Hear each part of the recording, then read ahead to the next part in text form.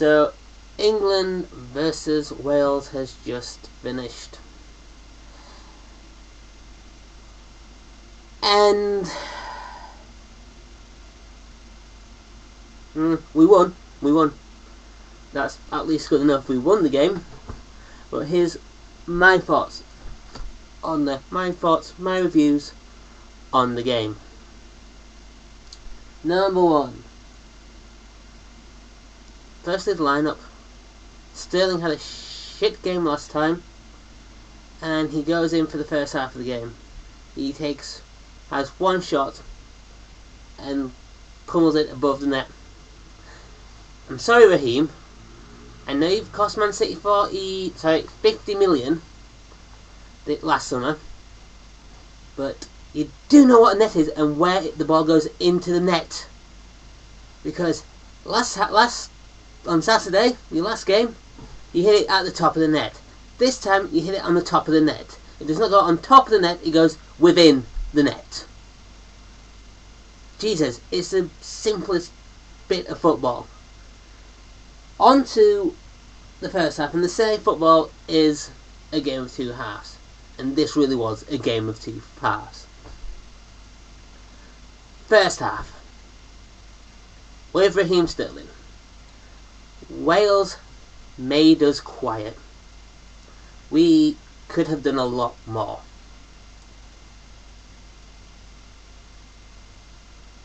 And the Welsh stopped us from doing a lot more.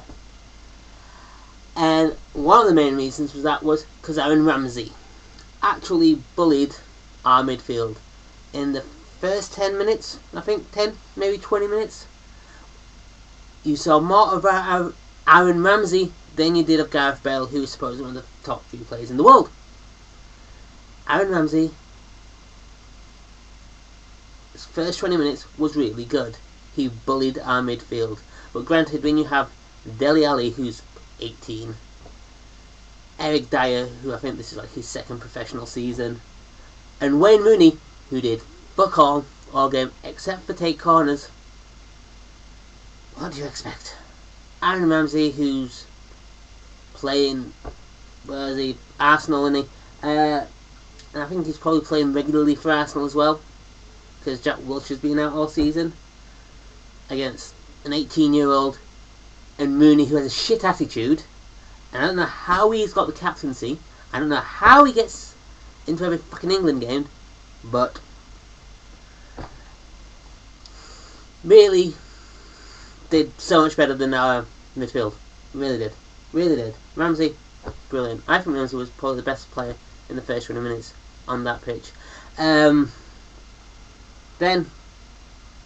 Raheem Sterling. And again, I said he was shit.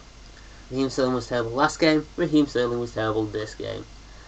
He really cannot score. I've heard people say Raheem Sterling cannot hit a donkey's backside with a banjo. Yeah, agreed. He's just terrible. I know he's a winger, but he was playing up in the top front three. Him, Kane, and Lallana, and he did nothing. Granted, he did more than Rooney, but he did nothing. The Welsh kept us quiet. Shock horror. And I actually thought at one point we were going to lose the game. Then we go on to the second half. And bizarre enough, that was quite impressive. It was funny, our game was reversed from what we saw against the Russians on Saturday. We played rubbish in the first half, we played brilliant in the second half. The first half against Russia we played brilliant, then we went off. This time it was completely and utter opposite. And there was one thing you could see from the beginning of the first half, especially after Vardy scored. Jesus Christ, we played with passion. We played with passion, and that was actually amazing. I think that's the first time I've actually seen an England team play with that much passion. And I've been following England for now 20 years. The fullbacks getting down the pitch at a speed. We didn't even see that in the first half. What we saw in the first half was them not being able to get out of their own half. This one, they were getting down. They were making crosses.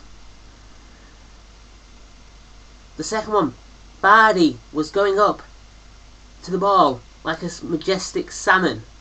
Majestic salmon. Some of those leaps around the net was brilliant. And the first one that went in, brilliant.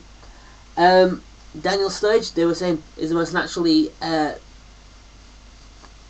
natural goal scorer in the England squad.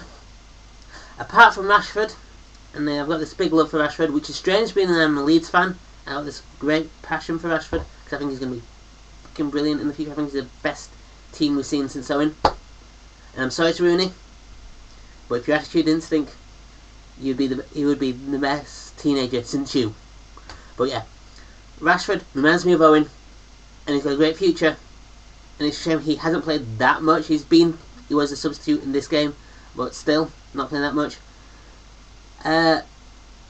So back to ours. Yeah, Sturridge, great.